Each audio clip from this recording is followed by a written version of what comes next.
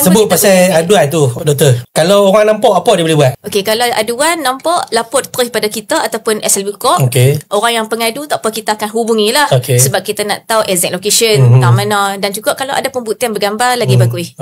Tunjuk kat kita bila terjadi insiden tu berlaku, hantar gambar untuk kita dan kita akan pergi buat siasatan dan tak terlepas lah pesalah tu. Saya suka juga untuk kita maklumkan sebabnya untuk penguatkuasaan perintah khidmat masyarakat ni, biasanya operasi kita memang akan pakai preman.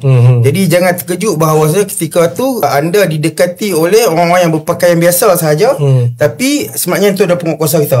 Okey. Jadi kalau kita tengok, tak tengok nampak macam clear cakap isap rokok dekat tepi kaki lima boleh buang, kita mungkin tak perasan bahawa kita diperhatikan. Okey.